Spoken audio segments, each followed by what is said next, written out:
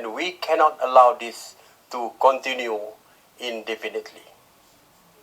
Malaysia has and will continue to lend its unwavering support and solidarity to the Palestinians. Turning to the situation in Afghanistan, Malaysia is appalled by the terrorist attack outside the Hamid Karzai International Airport last month. The attack resulted in the loss of innocent lives, with many more injured. Malaysia expresses its deepest condolences to the bereaved families of the victims. We also wish those injured a full recovery. Malaysia condemns terrorism in all its forms and manifestations. The region cannot be allowed to be turned into a fertile breeding ground for terrorism again. The world family must come together to support Afghanistan in this time of need, including by extending humanitarian assistance to the people. On this, Malaysia stands ready to extend its assistance and do what it can. Mr. President, the UN has been in existence for over 75 years. In that time, the world has changed significantly. As such, the UN must keep pace with a rapidly changing world as it continues to face a crisis of expectations.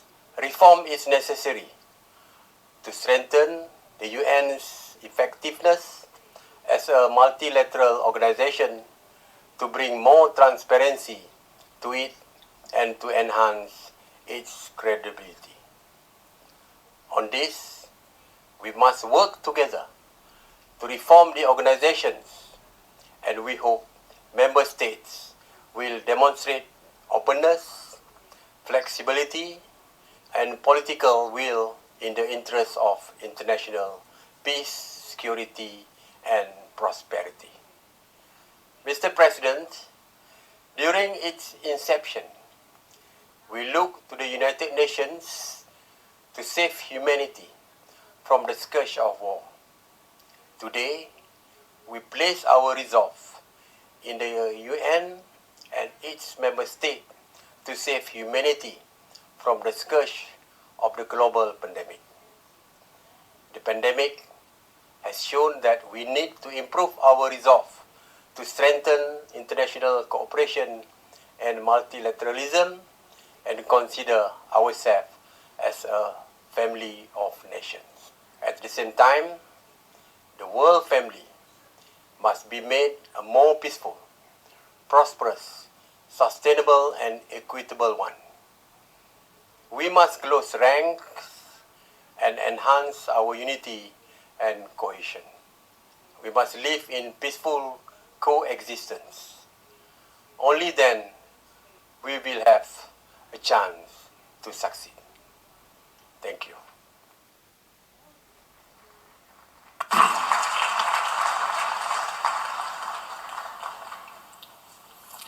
On behalf of the General Assembly, I wish to thank the Prime Minister of Malaysia for the statement just made. I now give the floor to the distinguished representative of the Lao People's Democratic Republic to introduce an address by the head of government.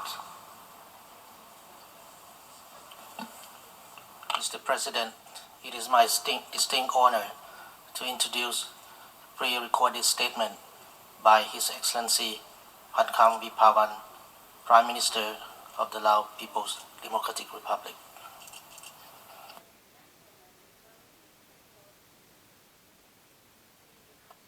Mr. President, at the outset, on behalf of the delegation of the Lao PDR, I would like to congratulate you, His Excellency Mr. Abdullah Shahid, on your election as President of the 76th session of the United Nations General Assembly.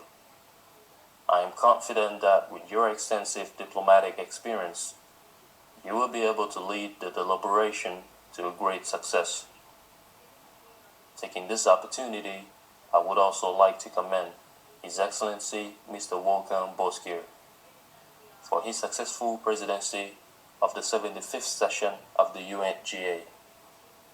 Mr. President, it has been almost 2 years now that we have learned about and lived with the COVID-19 pandemic, which has claimed more than 4.5 million lives around the world and posed unprecedented pressure on our healthcare system, disrupted the global economic chain, made more people poor, hindered physical interaction between people, and created disorder and mutual mistrust. Although this kind of situation had occurred before in human history, but what we are encountering now is considered the most severe crisis and remains unpredictable for how long we will eventually overcome it. Nonetheless, the last 2 years have given us many lessons learned. The key lesson we have drawn from is to uphold a genuine cooperation among all in local and international community. This unity, prejudice, and mutual antagonism will not only make us succumb to COVID-19, but it could further bring about catastrophe for humanity. Lessons from the pandemic have taught us that where there is unity, mutual cooperation, and support, there the success on containing COVID-19 prevails. Mr. President, I am delighted to observe that during the span of COVID-19 pandemic, the international community has attached great attention and has been determined to combat and contain COVID-19 pandemic. This issue has become an international agenda at all fora, be it at bilateral or multilateral levels, where preventive measures and solutions are discussed and agreed upon. This has given us encouragement and impetus to triumph over the COVID-19 pandemic in the near future.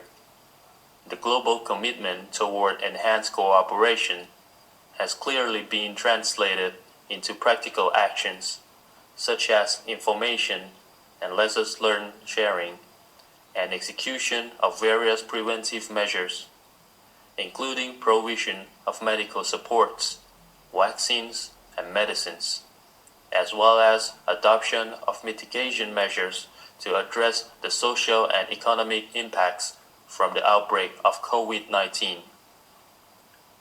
I would like to take this opportunity on behalf of the government as well as the people of the Lao PDR to express my sincere gratitude and appreciation to the international community, the friendly countries, including international organizations, for rendering assistance to the Lao PDR in various areas, which enable our country to contain the outbreak at a manageable level. This is a reflection of effective concrete assistance and genuine cooperation of the international community, and I hope that the Lao PDR will continue to receive further support in the future. Mr. President, although the fight against COVID-19 pandemic in many countries has gained a positive momentum, however, if we do not continue our enhanced cooperation and mutual assistance, be it at the political or technical levels, we would hardly overcome this crisis. Against this backdrop, I would like to urge the international community, particularly the countries with advanced medical science, and all scientists worldwide to make concerted efforts in combating COVID-19, especially in research and development of vaccines, medicines, including cooperation on COVID-19 origin tracing. We should avoid blame game and politicization of COVID-19 issue that may lead to political discourse. We are enthusiastic to see all medical scientists around the world coming to work closely together in finding ways to protect people's lives without discrimination. On another note, throughout the past 2 years, COVID-19 has destroyed global economic chain, forcing every country in the world into economic recession and stagnation. It has created direct impacts on socio-economic development of every country, especially developing and least developed countries, including the Lao PDR. The progress made prior to COVID-19 in the implementation of international commitments, namely the Sustainable Development Goals, and others, have been undermined. Moreover, the ability and capacity of these countries to recover from this impact has been minimal. In this regard, I would like to call on the international community, particularly the developed countries, to give importance to and pay attention on enhancing assistance to the developing and least developed countries in order to enable them to overcome the impacts from COVID-19. Mr. President, as mentioned above, Lao PDR, like many other countries, has been affected by the COVID-19 pandemic. The national economic growth, as well as progress made in the implementation of the National Socio-Economic Development Plan, have significantly been undermined despite the efforts made by the Lao government